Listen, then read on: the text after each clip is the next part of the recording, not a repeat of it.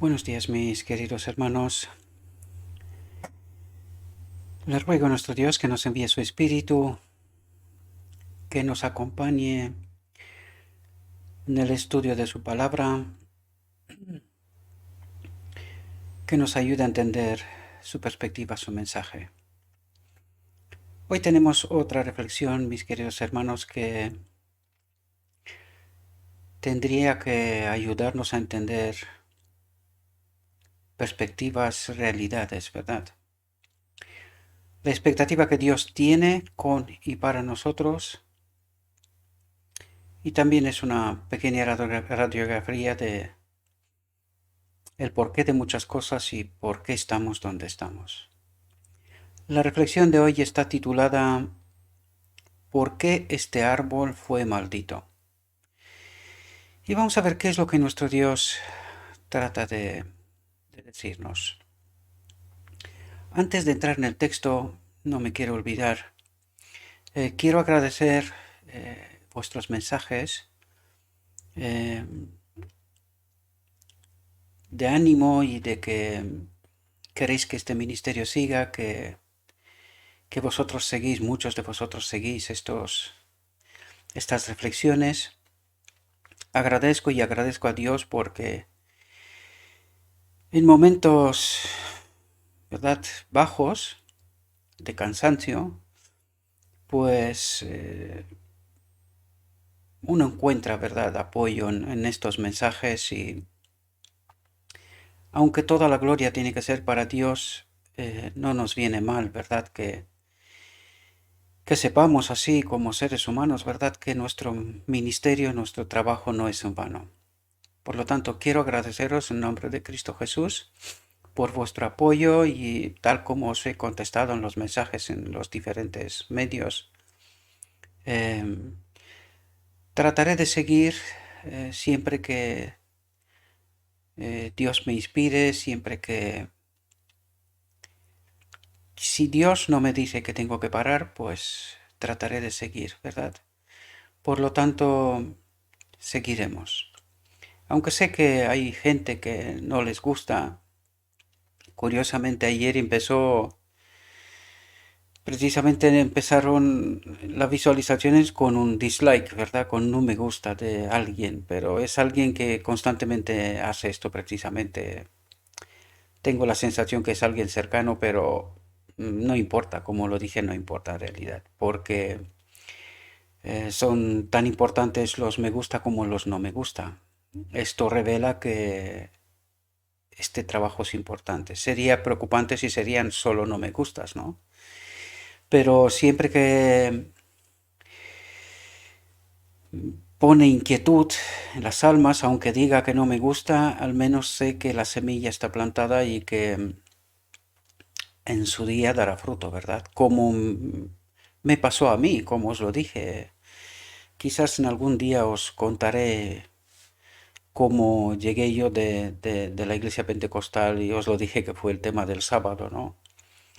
Eh, por alguien que simplemente dijeron que unas personas venían de la iglesia adventista y que guardaban el sábado. Y yo pregunté por aquello y fue el inicio de mi conversión, para poder decir así. Sin ánimo de ofender a nadie, no es mi propósito defender a ninguno de mis hermanos y este texto también tratará de hablar de todos, ¿verdad? De todos los cristianos. Pero la verdad es la verdad. Dios tiene sus caminos y tenemos que entender. Por lógica, tendríamos que entender que Dios no puede tener cientos de iglesias. Esto no es ni lógico ni razonable. Tiene que haber un solo pueblo. Y está claro que un pueblo tiene que tener la verdad. Alguna de estas vías ha de ser la que Dios ha escogido, lo mismo como Israel de antaño, ¿no? Pero esto no tendría que despertar animosidad, sino más bien curiosidad, deseo de averiguar la verdad. Nada más, ¿verdad? Bien, entremos en el texto, veamos qué es lo que el texto trata de decirnos, ¿verdad? Los árboles sin hojas no suscitaron ninguna expectativa y no provocaron ninguna decepción. Por lo tanto, de aquellos a los que no se le ha entregado nada, pues Dios no espera nada, ¿verdad? Estos representaban a los gentiles, los que no eran el pueblo de Dios, ¿verdad? Por lo tanto, Dios no les exige más, ¿verdad? Estos representaban a los gentiles que estaban tan desprovistos de piedad como los judíos, pero no se jactaban de la bondad, ¿verdad? Con ellos la hora de los higos, de los frutos, ¿verdad?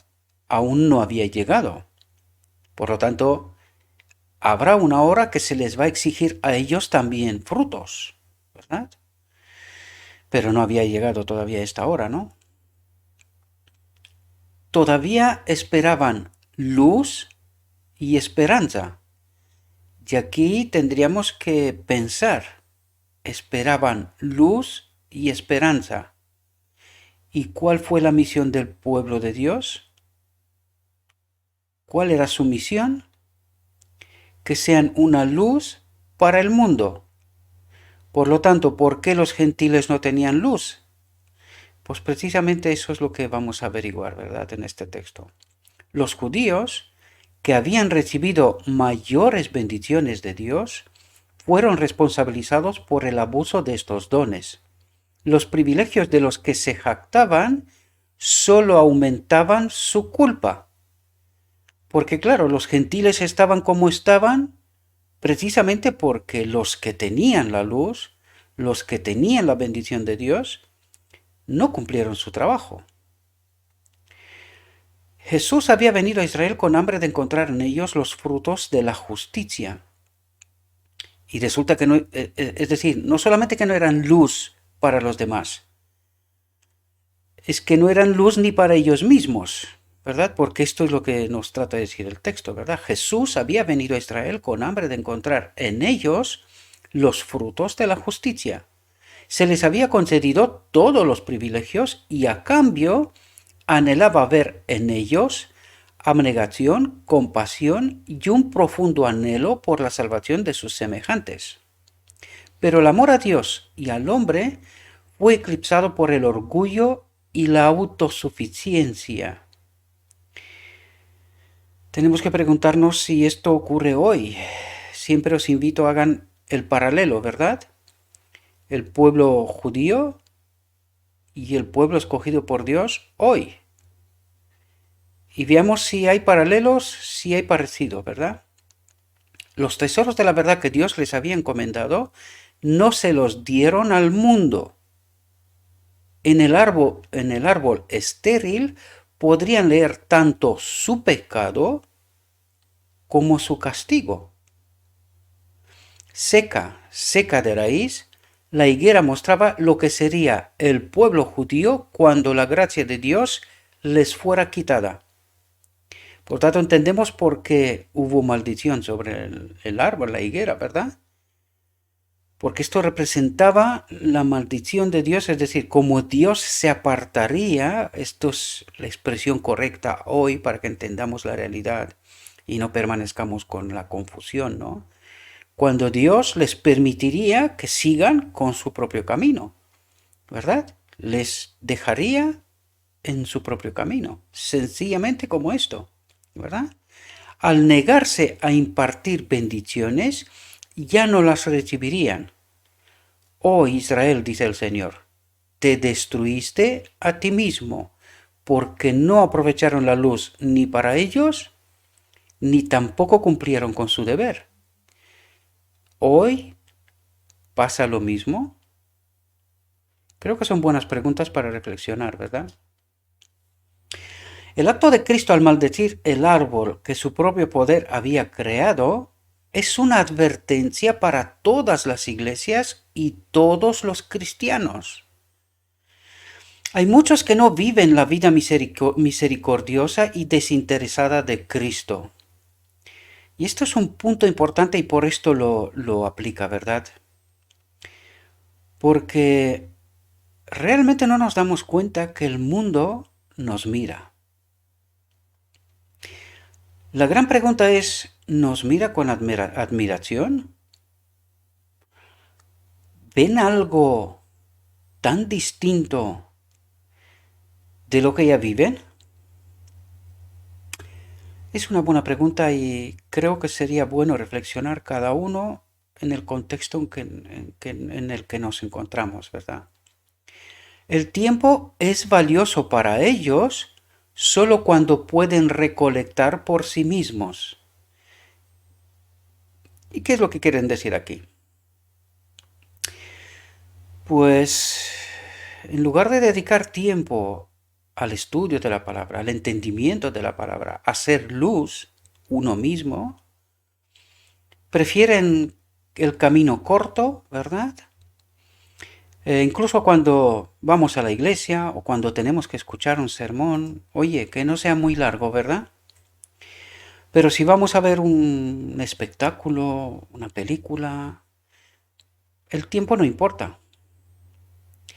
Sin embargo, si nos acercamos a la palabra de Dios o tenemos que escuchar un sermón o una reflexión más grande, más larga, más profunda, mejor dicho, porque no es larga porque sí, eh, pues ahí optimizamos al máximo el tiempo, ¿verdad? Que todo sea muy corto. Y eso es lo que nos dice. El tiempo es valioso para ellos solo cuando pueden recolectar por sí mismos. Si estamos para ganar dinero, si estamos para tener beneficios de un modo o de otro, ¿verdad? Pero cuando se trata de Dios, lo justo. Y lo estoy hablando en términos generales, ¿verdad? Porque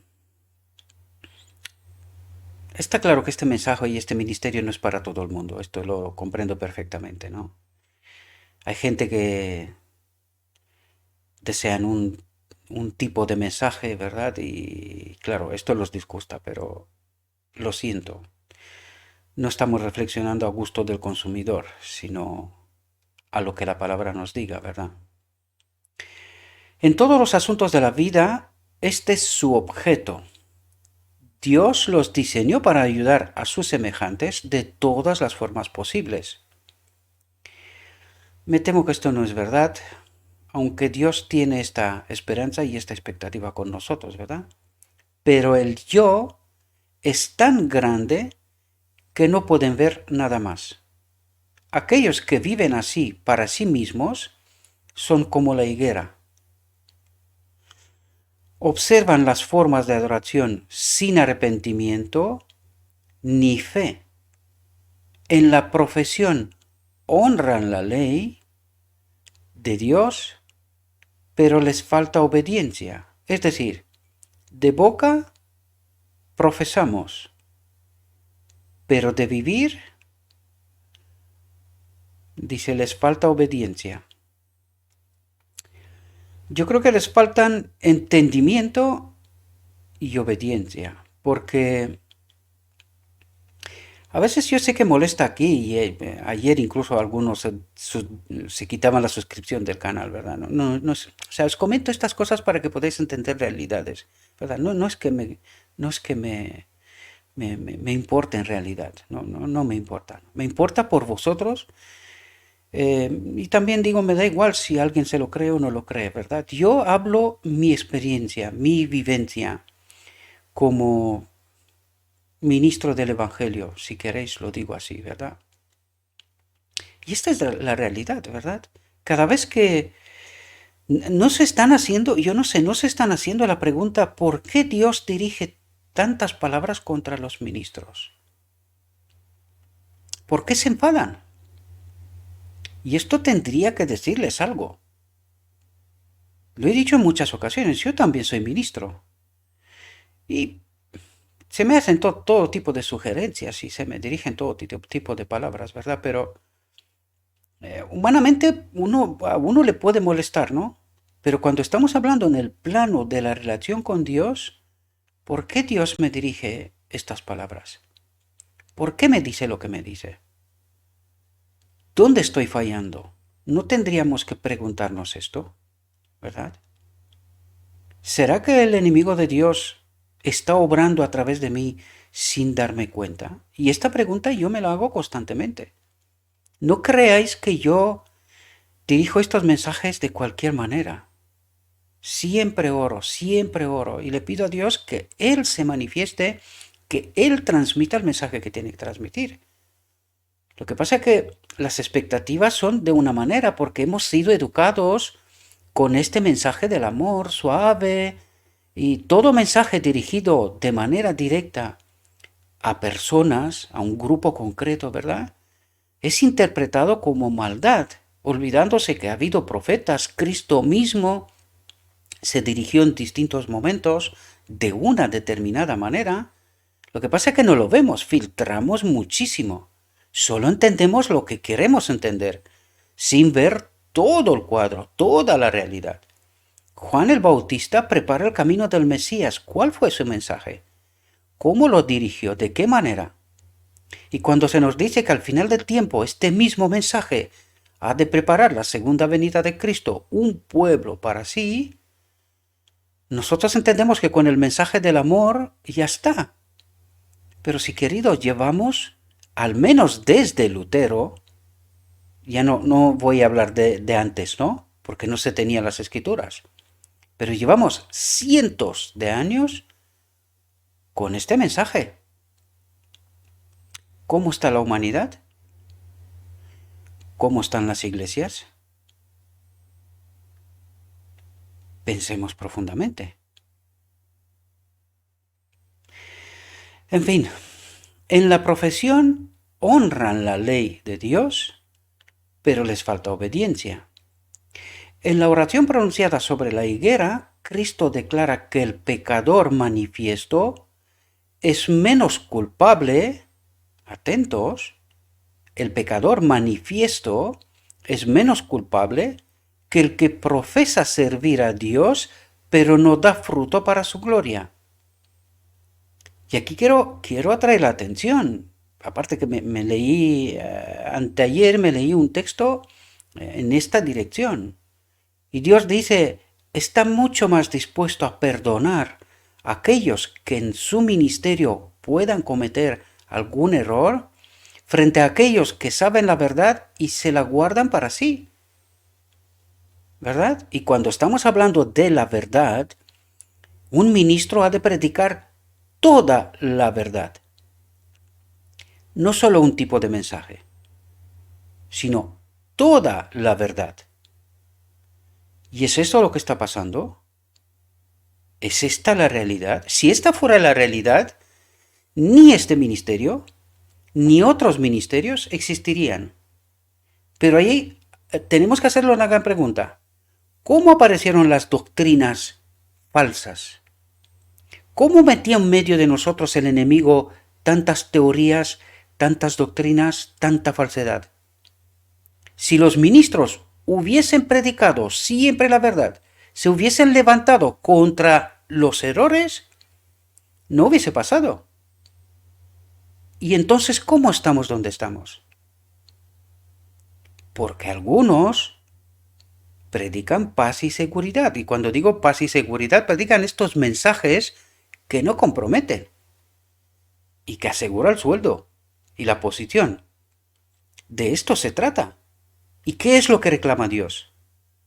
Precisamente esto, ¿verdad? Y luego cuando otros ministerios, sea este o sea el que sea, levantan la voz contra el error, ¿verdad? Pues claro, arremetemos contra ellos. En lugar de ser agradecidos porque al menos alguien se atreve a decir la verdad, aún cometiendo errores. Aún cometiendo errores. Y esto podía traer textos para demostrar que lo que estoy diciendo está escrito. Dios está dispuesto a perdonar a ministros que se cometen algún error, ¿verdad?, en la predicación, frente a aquellos que se la callan. ¿Verdad? Por lo tanto, cuando predicamos toda la verdad, ha de ser toda la verdad, incluso la que te la guardas. Cuando estás en el ecumenismo y ves lo que está pasando, ¿por qué te callas? Hay una razón, ¿verdad? Cuando se están haciendo cosas que sabemos, cosas que están pasando, y que no quiero convertir este ministerio en un ministerio de reclamo de todas las tonterías y las cosas que Satanás está haciendo a través de ministros, ¿verdad? No quiero hacer esto. Pero cuando estamos diciendo que proclamamos la verdad, ¿es toda la verdad? ¿O es una verdad filtrada y más que filtrada para que el pueblo esté quieto, tranquilos? No sean molestos. Pues en este caso, estos ministros deberían de agradecer a estos ministerios que existen y que están haciendo una labor que ellos no cumplen, ¿verdad? Aunque podamos cometer errores, pero no olvidad, ¿quién es la cabeza de la iglesia? Y repito, de la iglesia, no de la institución, de la iglesia, porque institución es una cosa y la iglesia que Dios ve como iglesia es otra cosa. Y vosotros, ministros, lo sabéis, ¿verdad? Porque al final del tiempo se salvará un remanente, no la iglesia. ¿Y quién es este remanente? ¿Cómo se dirige Dios a ellos? Pueblo mío. Esta es la iglesia. Por mucho que moleste, es la realidad. Si realmente somos honestos, deberíamos de ser honestos en verdad. No honestos filtrando lo que nos conviene y lo que nos conviene lo rechazamos. No, en la verdad. Tan sencillo como esto. En la oración pronunciada sobre la higuera, Cristo declara que el pecador manifiesto es menos culpable que el que profesa servir a Dios, pero no da fruto para sí. Por lo tanto, esta es la realidad, tal como la ve Dios, ¿verdad?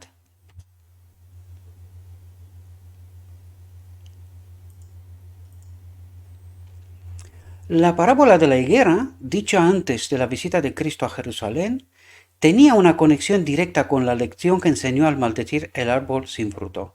En cuanto al árbol estéril de la parábola, el jardinero suplicó: déjelo, Señor, también este año, hasta que cabe alrededor y ponga estiércol. Y si da frutos el próximo año, muy bien, pero si no, puedes cortarlo. Iba a tener todas las ventajas. En la parábola, el resultado del trabajo del jardinero no estaba predicho. Dependía de ese pueblo a quien se dirigieron las palabras de Cristo, representado por el árbol sin fruto. Depende de ellos decidir su propio destino. Por lo tanto, depende de nosotros, ¿verdad?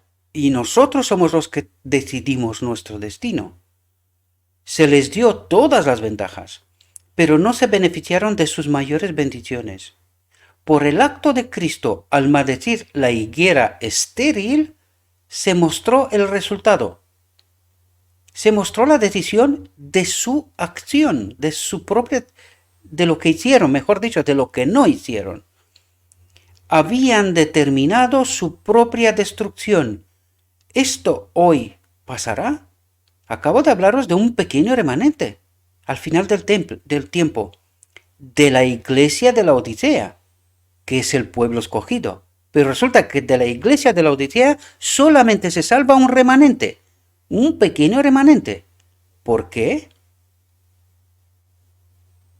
Si predicamos toda la verdad y el pueblo está sobre aviso, ¿cómo es que solo se salva un pequeño remanente?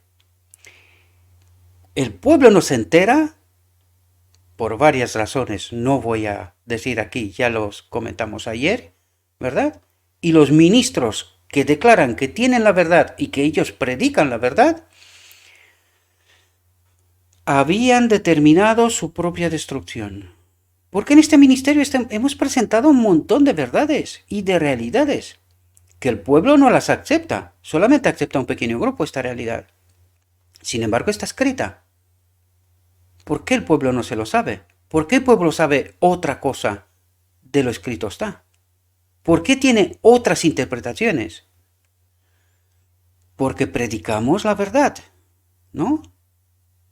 Claro, por eso he tenido yo que estar 2 años para asegurarme que lo que he descubierto y lo que he entendido y que era totalmente diferente a lo que ya sabía, siendo ya ministro, ¿verdad? Por eso yo me enfadé conmigo mismo, digo, pero ¿cómo es posible que yo no haya entendido el Evangelio?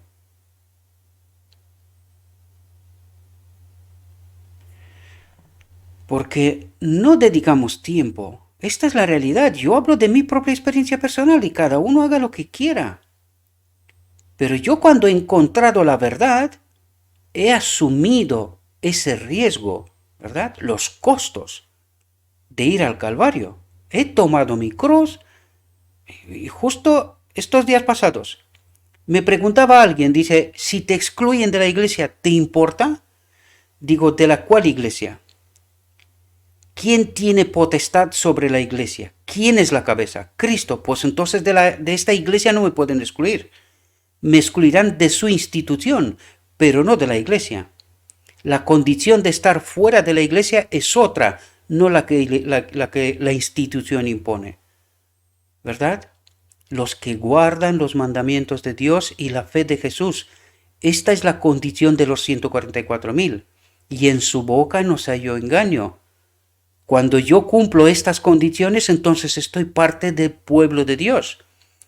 Cuando no cumplo estas condiciones, entonces no seré parte del pueblo de Dios. Por lo tanto, ser parte de la institución, lo he dicho muchísimas veces, ser parte de la institución, ¿verdad? No significa nada, porque no te salva la institución. Dios no salva iglesias, salva personas, y la multitud de las personas son su pueblo, su iglesia.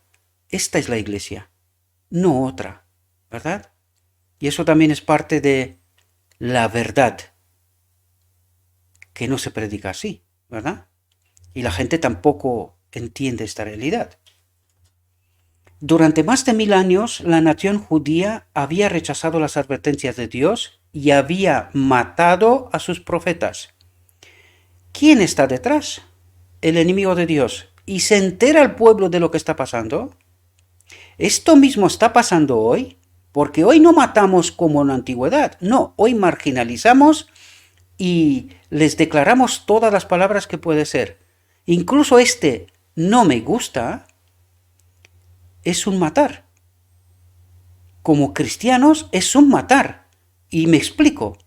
Cuando tú le das un no me gusta y no dejas ni siquiera un pequeño mensaje en decir, oiga, mira, con este asunto yo no estoy de acuerdo, para que yo al menos te pueda explicar cuál es la perspectiva, al menos desde mi punto de vista.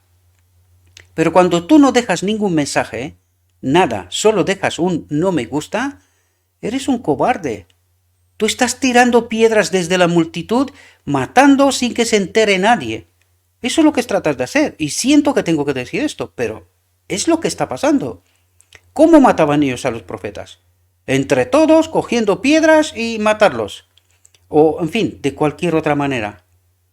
Hay que ver la historia bíblica, ¿no? Eso es lo que tratamos de hacer. Hoy matamos al estilo moderno. Marginalizamos, apuntamos, este no sabe, hereje, en fin, todo este tipo de cosas. Este es matar. Lo que pasa es que, claro, vivimos en tiempos modernos, con tantas sutilezas, con tantas cositas, ¿verdad? Y no lo interpretamos como tiene que ser. La pregunta es cómo lo interpreta Dios. ¿Cómo ve Dios esas? ¿Cómo se apuntan en los libros del cielo? ¿Verdad? Esto no lo entendemos. ¿Verdad? Bajo el impulso de un espíritu actuamos. Al menos si tendríamos la valentía de decir, ¿cuál es el problema? ¿Dónde está el conflicto? ¿Verdad? Y con esto vuelvo a repetir, no me importa ni los me gusta ni los no me gusta porque yo no predico en base a esto. Yo no tengo ninguna expectativa. Cuando comento estas cosas las comento porque hago un análisis, quiero ver qué es lo que está pasando y quiero entender, ¿verdad? Es lo único que estoy haciendo. Nada más. Por estos pecados, el pueblo de la época de Cristo se hizo responsable al seguir el mismo camino. Las cadenas que las naciones habían estado forjando durante siglos, las personas de la época de Cristo se estaban atando a sí mismas. Llega un momento en que la misericordia hace su última súplica. Entonces, la voz dulce y ganadora del Espíritu súplica al pecador que ya no, se acabó. Ese día había llegado a Jerusalén. Jesús lloró de angustia por la ciudad condenada, pero no pudo librarla. Jesús no pudo librarla. ¿Por qué? Porque ha tomado su propia decisión, ¿verdad? No le ha hecho caso, a pesar de todo lo que había hecho por él. Y hoy la iglesia piensa que solo con creer será salva. Eso es lo que piensa, ¿verdad? Y no entiende la profundidad de este asunto.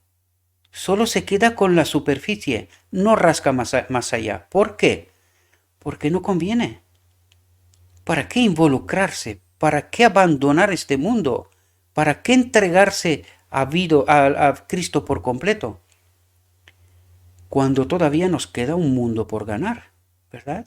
Nos gusta este mundo y no entendemos esta sutileza. ¿Cómo la ve Dios? Cuando yo me estoy agarrando a este mundo todavía, ¿cómo la ve Dios? Es la elección de Adán. Me gusta un poquito este mundo, pero también me gusta el otro mundo. ¿Cómo la ve Dios? Esto no logramos entender, mis queridos hermanos. Dios necesita una entrega total. Cuando el día que entendamos esto, ¿qué significa esa entrega total? Entenderemos muchas más cosas. Mientras estamos bailando entre me gusta un poquito de este mundo, pero también me gusta el otro, y lo que estamos haciendo algo por este mundo y supuestamente algo por el otro. Por eso dice, los que profesan ser míos, pero no obedecen. Eso es lo que trata de decir. Pero no entendemos esas profundidades. ¿Y por qué no las entendemos? Porque nosotros tenemos la verdad. ¿Verdad? Esta es la desgracia del pueblo judío y de este pueblo hoy también.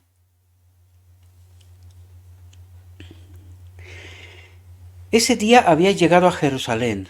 Jesús lloró de angustia por la ciudad condenada, pero no pudo librarla. Había agotado todos los recursos. Al rechazar las advertencias del Espíritu de Dios, Israel había rechazado el único medio de ayuda. Y tendríamos que aprender lecciones, pero desgraciadamente no. La nación judía era un símbolo del pueblo de todas las edades, un símbolo del pueblo de todas las edades, que desprecian los ruegos del amor infinito. Las lágrimas de Cristo cuando lloró por Jerusalén fueron por los pecados de todos los tiempos, hasta el final de la historia. En esta generación, muchos están pisando el mismo terreno que los judíos incrédulos. El Espíritu Santo ha hablado a sus corazones, pero no están dispuestos a confesar sus errores.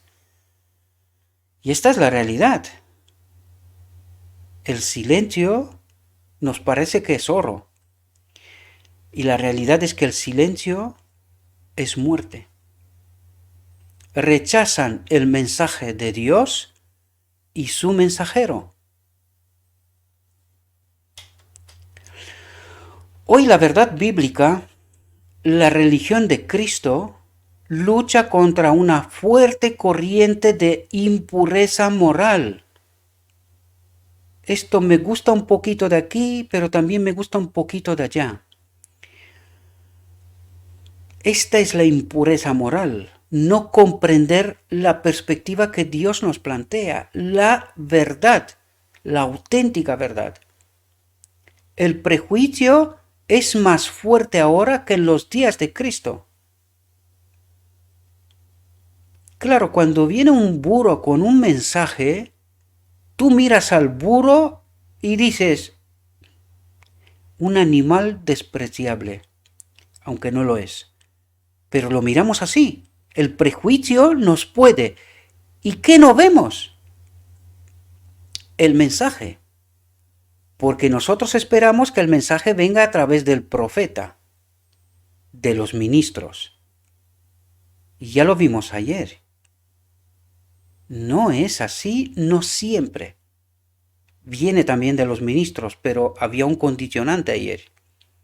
Había un condicionante. Por lo tanto, no logramos entender esta realidad, desgraciadamente. Nos fijamos en el burrito y perdemos de vista el mensaje. Y resulta que el burrito no es relevante, pero el mensaje es condicionante para mi vida. Y nosotros rechazamos el burro y su mensaje. Esto es lo que está pasando. La verdad de la palabra de Dios no armoniza con la inclinación natural de los hombres. ¿Cuál es esa inclinación natural de los hombres? Paz y seguridad, tranquilos, nosotros sabemos la verdad, porque tenemos los 400 de Baal que nos predican la verdad. Y cuando viene Elías, hay que matarlo, como sea. ¿Y quién predicaba el mensaje de Dios? ¿La multitud? ¿O uno solo? ¿Y de qué manera? Lean a la historia. Mira a ver qué ha pasado allí. ¿Cómo presentó a Dios Elías? ¿Qué es lo que les decía a los profetas de Baal? ¿Cómo los ridiculizaba? Ah, no, pero esto no puede venir de Dios, porque estas maneras no puede ser. O a Juan, no, no, no, no, hombre, no. ¿Y en el desierto? ¿Y con este mensaje? No puede ser. No. Y resulta que dice que el mensaje final está representado por Juan el Bautista y por Elías. Y la gente está esperando un mensaje de amor, de tranquilidad, tranquilos, nosotros sabemos la verdad, nosotros somos salvos, el pueblo escogido por Dios, ¿verdad? Tenemos la profecía, sin entender la profundidad, sin entender la auténtica perspectiva que Dios tiene con nosotros. Hay un mundo que salvar. ¿Alguien piensa en esto? ¿No se repite la historia del pueblo judío? Desgraciadamente sí. La verdad de la palabra de Dios no armoniza con la inclinación natural de los hombres. Y miles rechazan su luz y eligen su juicio independiente. Yo sé mejor. No, este no es de Dios. No, lo sé yo. Porque ha dicho tal cosa o ha utilizado no sé qué expresión o no sé qué tono o no sé qué en contexto. Me habla de un garaje y... No, este no es. Yo sé mejor. Su juicio independiente. Pero lo hacen a riesgo de sus almas. Porque se pierden el mensaje. La verdad. Que Dios escoge enviarla por los medios que Él elige. No el hombre pecador, apartado de Dios. ¿Verdad? Aquellos que cavilaron ante las palabras de Cristo encontraron cada vez más motivos de queja, hasta que se apartaron de la verdad y la vida. Dios no se propone quitar toda objeción que el corazón carnal pueda presentar contra su verdad. Te deja con tus prejuicios. Te deja con tus prejuicios. Él te ha mandado la verdad, aunque fue en el desierto, aunque fue en el monte Carmel. Él te ha mandado la verdad. Si tus prejuicios no te permiten ver la verdad, este es tu problema. Es tu elección. Para aquellos que rechazan la luz que iluminaría las tinieblas, los misterios de la palabra de Dios siguen siendo tales misterios para siempre. No vas a entender. Y es lo que está pasando. Esto es lo que trato de ayudaros a entender. Es lo que está pasando. Fijaos lo que dice. A ellos se les oculta la verdad. ¿Por qué? Porque la verdad solo puede ser revelada a través del Espíritu de Cristo. Y cuando dice para aquellos que rechazan la luz, ¿quién es esa luz? Es el Espíritu de Cristo. Cuando rechazas a Cristo, que te iluminaría en medio de las tinieblas, los misterios de la palabra de Dios seguirán siendo misterios para siempre. Porque sin el Espíritu de Cristo jamás de los jamases entenderás. A ellos se les oculta la verdad. Porque la rechazan. No es porque Dios no quiere, sino porque la rechazas tú mismo. Por tus prejuicios, porque tú crees que Dios tiene que obrar de una determinada manera. Dios no puede obrar como Él quiere. Es como tú crees, como tú quieres. Este fue el problema del pueblo judío. Este es el problema del pueblo en la actualidad. Las palabras de Cristo son aplicables a toda alma que menosprecie los ruegos de la misericordia divina. Cristo está derramando lágrimas amargas por ti, que no tienes lágrimas que derramar por ti mismo, porque no entiendes la realidad, Y cada evidencia de la gracia de Dios, cada rayo de la luz divina está derritiendo y subyugando el alma o confirmándola en una impenitencia desesperada. Cristo previó que Jerusalén permanecería impenitente, pero toda la culpa estaba en su propia puerta. Ellos han elegido a Barrabás. Así será con cada alma que siga el mismo curso. El Señor declara: Israel, te destruiste a ti mismo. Israel no se lo creía que en la elección de Barrabás determinó su destino. Israel no se creyó que al matar a Esteban selló su destino. No se lo creyó. En 2 actos tan cotidianos, una cosa normal, ¿no? Y en una cosa de ese tipo se destina el sello de todo un pueblo. No puede ser. No, Dios nos ama. Dios nos ama y Él nos salva. Nosotros somos el pueblo escogido. Nosotros tenemos la luz, la verdad. No entendemos las profundidades, mis queridos hermanos. No nos damos cuenta que en decisiones cotidianas rechazamos o aceptamos a Cristo, a este Dios personal. Y cuando actúo de esta manera me estoy alejando de la luz, me quedo en plena oscuridad. ¿Y quién me va a sacar de allí? no entendemos esta realidad. Para nosotros esto no es la realidad visible. Nosotros vivimos según la realidad visible.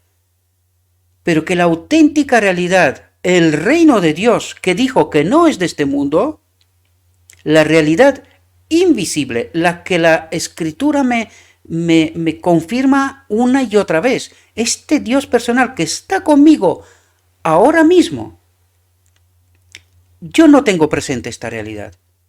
Para mí es importante la realidad que veo. Y en la realidad que veo, no veo a nadie más. Soy solo yo. Yo decido, y lo que yo decido, como dicen por ahí, va a misa. Esta es nuestra perspectiva, queridos, y nos engañamos profundamente. No entendemos que esto sella nuestro destino, sea para bien o sea para mal. El Señor declara: Israel, te destruiste a ti mismo. Oye, tierra, he aquí que yo traigo el mal sobre este pueblo, el fruto de sus pensamientos, porque no escucharon mis palabras, ni mi ley, sino que la rechazaron. ¿Cómo? ¿Cómo que rechazaron la ley cuando ellos declaraban a viva voz: nosotros tenemos la verdad, nosotros tenemos a Dios como Padre? Eso es lo que profesaban, declaraban. ¿Cuál era la auténtica realidad? Trato de desvelaros esas perspectivas, mis queridos hermanos, para que podamos entender la auténtica realidad. Nosotros deberíamos de vivir en el reino de Dios, según esta realidad que no es visible por ahora. Pero nosotros vivimos en el mundo visible, en este mundo que Cristo dijo que no es su reino, que Él no tiene nada que ver con este mundo. ¿Entendéis los planos y la auténtica profundidad de nuestra realidad? Nosotros vivimos según lo visible, y Cristo nos dice que vivamos según lo invisible, lo que aún no se ve, pero que es la realidad eterna. Esta realidad visible no es eterna, será quemada. ¿Entendemos? Esto es lo que nuestro Dios nos pide, que vivamos en su reino, según sus normas, según su realidad. Y nosotros constantemente venimos a la realidad visible, que no es su reino. Tenemos que entender esta realidad. La ley está en el reino invisible, su espíritu en nosotros. ¿Lo percibimos? ¿Vivimos en esta realidad? ¿Entendemos esta perspectiva? ¿Entendemos la expectativa que Dios tiene con nosotros? Porque sin esta ley, en este templo, no tendré el carácter que se necesita para poder entrar en el reino de Dios. ¿Y qué significa ese carácter, mis queridos hermanos? Un carácter modelado desde hoy para su reino, no para esta realidad, que es destinada al fuego. Entonces, si mi carácter ya vive en este reino invisible, entonces su espíritu estará aquí. Y cuando Dios, Cristo, venga, me reconocerá, porque su espíritu está en mí. Pero si no está, si yo vivo según el reino visible, este espíritu, este Cristo, no puede habitar aquí si este cuerpo está en este reino visible. Yo sé que lo que os estoy hablando, hay que vivir esta realidad para poder entender de lo que hablo. No es fácil, pero esta es la perspectiva que nuestro Dios nos planta constantemente. Lo único que Dios quiere de este mundo son almas, nada más. Todo será restaurado, incluido estas almas. Tienen que empezar por creer, pero el creer es solo el primer paso. El segundo es ser transformado. ¿Transformado a qué? A su reino, a su ley, a su gobierno, no a este. sino al suyo, el que no se ve, pero que es eterno. El día que entendamos esta realidad, aquel día ya vivimos en su reino, y su reino vivirá en este templo. Espero, mis queridos hermanos, que esta reflexión os haya podido ayudar. Espero que podamos entender la realidad y la perspectiva que nuestro Dios trata de ayudarnos a entender. Le ruego a nuestro Dios que envíe su Espíritu, que nos capacite y que podamos, mis hermanos, con conocimiento de la realidad, de la perspectiva de Dios, tomar una decisión sabia. Como siempre, os dejaré en la descripción el texto. De nuevo es en inglés, pero ya tenéis la traducción. Parad el vídeo y tratad de entender lo que está escrito. Como siempre os lo digo, no creáis lo que yo digo, creáis lo escrito está. Os deseo, mis queridos hermanos, que tengáis un próspero día y en todo lo que os he dicho, os lo he dicho en nombre de Cristo Jesús. Amén.